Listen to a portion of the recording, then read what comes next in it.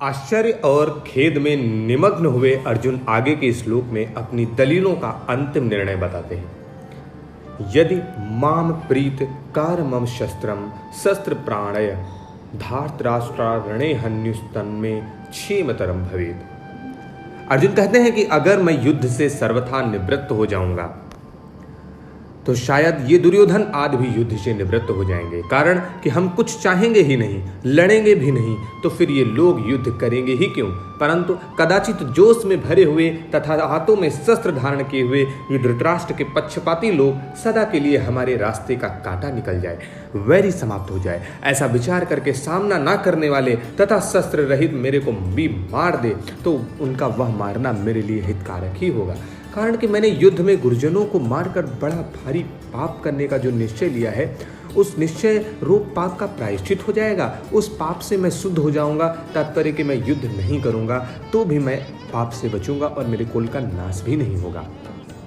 जो मनुष्य अपने लिए जिस किसी विषय का वर्णन करता है उस विषय का उसके स्वयं पर असर पड़ता है। अर्जुन ने भी जब शोकाविष्ट होकर 28वें श्लोक से बोलना प्रारंभ किया तब वे उसने शोकाविष्ट नहीं थे जितने वे अब शोकाविष्ट हैं। पहले अर्जुन युद्ध से उपरात नहीं हुए, पर शोकाविष्ट होकर बोलते बोलते अंत में वे युद्ध से उपरत हो जाते हैं और बाण सहित धनुष का त्याग करके बैठ जाते हैं। भगवान ने यह सोचा कि अर्जुन के बोलने का वेग निकल जाए तो मैं बोलूं, अर्थात बोलने से अर्जुन का शोक बाहर आ जाए, भीतर में भी कोई शोक बाकी न रहे, तभी वचनों का उस पर असर होगा। अतः भगवान बीच में कुछ नहीं बोले।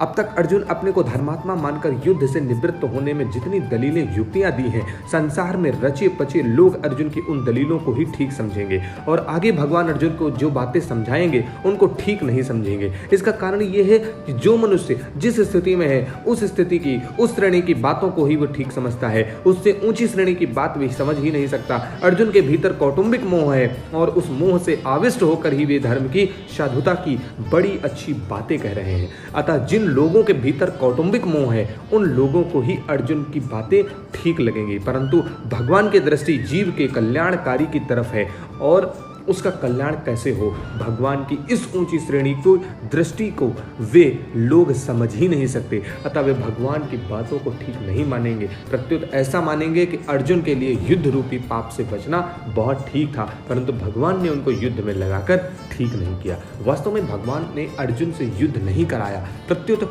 उनको अपने कर्तव्य का ज्ञान कराया। युद्ध तो अर्जुन को कर्तव्य रूप से स्वतः प्राप्त हुआ था, अतः युद्ध का विचार तो अर्जुन का खुद ही था।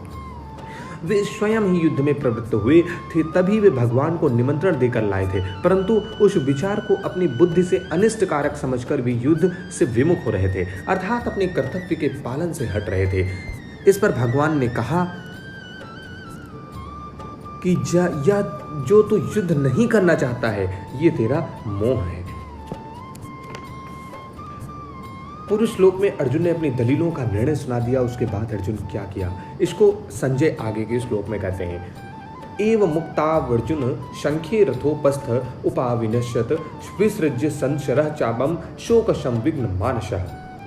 युद्ध करना संपूर्ण अनर्थों का मूल है। युद्ध करने से यहाँ कुटुंबियों का नाश होगा, परलोक में नरकों की प्राप्ति होगी आदि बातों की युक्ति और प्रमाण से कहकर शोक से अत्यंत व्याकुल मन वाले अर्जुन ने युद्ध न करने का पक्का निर्णय कर लिया। जिस रणभूमि में वे हाथ में धनुष लेकर उत्साह के साथ आए थे, उसी रणभूमि में उन्होंने अपने बाएं हाथ से गांडीव धनुषों को और दाएं हाथ से बाण को नीचे रख दिया और स्वयं रथ के मध्य भाग में अर्थात दोनों सेनाओं को देखने के लिए जहां पर खड़े थे वहीं पर शोक मुद्रा में बैठ गए। अर्जुन की ऐसी शोकाकुल अवस्था होने से मुख्य कारण है कि भगवान का भीष्म और द्रोण के सामने रथ खड़ा करके अर्जुन से कुरुवंशियों को देखने के लिए कहना और उनको देखकर अर्जुन के भीतर छिपे हुए मोह का जागृत होना। मोह के जागृत होने पर अर्जुन कहते हैं कि युद्ध में हमारे कुटुंबी मारे जाएंगे। कुटुंबियों का मरना ही सबसे बड़े नुकसान की बात है। दुर्योधन आदि तो लोभ के कारण इस नुकसान की तरफ नहीं देख रहे हैं, परंतु युद्ध से कितनी अनर्थ परंपरा चल पड़ेगी इस तरफ ध्यान देकर हम लोगों को ऐसे पाप से निवृत्त हो ही जाना चाहिए। इस तरह अंतःकरण में मोह छा जाने के कारण अर्जुन युद्ध से उपरत होने में एवं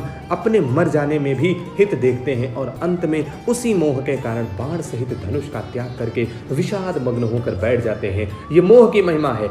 जो अर्जुन धनुष उठाकर युद्ध के लिए तैयार हो रहे थे वही अर्जुन धनुष को नीचे रखकर शोक से अत्यंत व्याकुल हो रहे हैं। ओम तत्सदिति श्रीमद्भागवत गीताशुपनिषत्सु ब्रह्म विद्यायां योगशास्त्रे श्रीकृष्णार्जुन संवादे अर्जुन विषाद योगो नाम प्रथमोऽध्यायः। इस प्रकार ओम तत्सत इन भगवान नामों के चरणों उच्चारण पूर्वक ब्रह्म विद्या और योगा शस्त्र मध्य श्रीमद् भगवद गीतोपनिषद रूप श्री कृष्ण अर्जुन संवाद में अर्जुन विषाद योग नामक पहला अध्याय पूर्ण हुआ। प्रत्येक अध्याय की समाप्ति पर महर्षि वेदव्यास जी ने जो उपर्युक्त पुष्पिका लिखी है, इसमें श्रीमद् भगवद गीता का विशेष महात्म्य और प्रभाव ही प्रकट किया है।